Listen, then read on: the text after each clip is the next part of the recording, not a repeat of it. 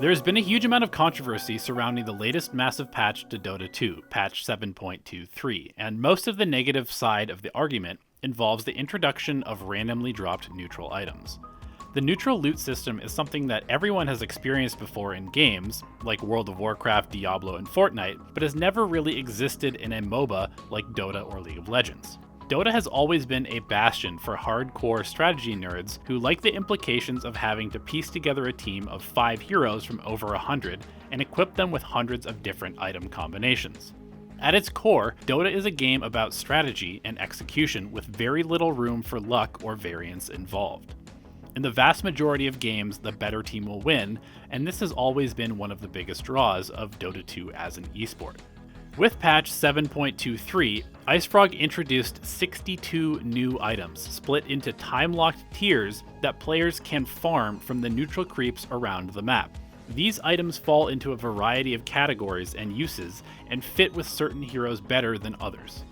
The whole system is incredibly reminiscent of your favorite grinding ARPG or MMORPG, and hits that same dopamine rush of excitement when something cool or rare drops. Previously in Dota, neutral camps were just a way to get a bit of extra gold and experience while moving from one part of the map to the other, and they have been routinely de-incentivized due to their low impact on the overall outcome of the game. With 7.23, neutrals have game-changing implications, and this means that control of them has never been more important. Every camp matters, and this means that fighting for every camp matters as well. We all know that conflict breeds entertainment, and from the perspective of someone who has been playing Dota since launch back in Warcraft 3, the game has never felt fresher than it does right now. Back when Defense of the Ancients was just a custom map, you never knew what would be coming in the next iteration, and so each time a new version was announced, the adrenaline would spike for the potential of huge changes, map alterations, new heroes, who were added much more often back then in varying states of imbalance, new items, and more. Those of us who have been around that long can remember that the entire game was about figuring out what was the most broken thing this week before you had to do it all over again next week. Over time and with increasingly high stakes, Dota 2 has become somewhat formulaic in nature with well-defined roles, standard builds for each and every hero, and 3 to 5 main strategies that develop each and every meta. The room for creativity is still higher than many other games, but there has been a level of expectation applied to each and every game, even down to the lowest levels of casual play, that has begun to suffocate some of the enjoyment from the game.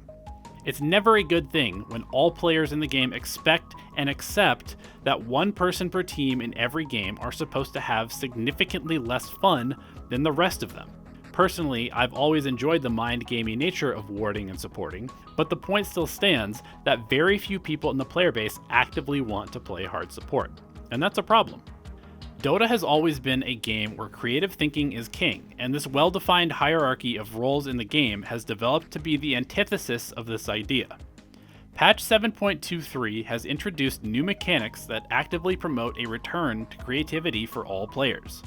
There are new ways to gain levels, new places to fight, and so many items to go around that anyone playing a status quo game of Dota will find themselves with too few slots and forced to share the wealth with their allies.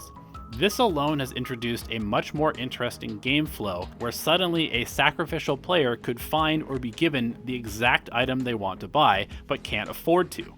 A single drop can exponentially increase a player's impact on the game, and that is where so many people are finding issue, it seems. Why should the other team be allowed to find even footing because of luck? While it can be a bit random whether you happen upon the perfect combination of item and hero, let's not lose sight of the big picture. 7.23 implements a way for all 10 players to control their own destiny in the game, and actually forces players to think more actively about their teammates, even if they are primarily a self-absorbed player who wants all the cards in their hand. There is no one item in the game that will automatically win you the game outright, except for maybe some of the 70-minute plus tier 5 ones, and you still have to execute proper strategy and positioning to make a comeback. There is a reason why heroes like Alchemist and Anti-Mage have very specific timing windows. items aren't everything. Perhaps now, more than ever, they are simply a way for a player to customize their hero to each particular game. Let us not forget that the game of poker, where players have to essentially analyze and manage the random nature of dealing cards, is considered a game of high skill worth playing for millions and millions of dollars. Randomness has always played a small but significant role in the competitive aspect of sports, whether it's bad weather, injuries to players, bad calls by the referees, or other events, and it always adds just a little bit of spice to the games that we play.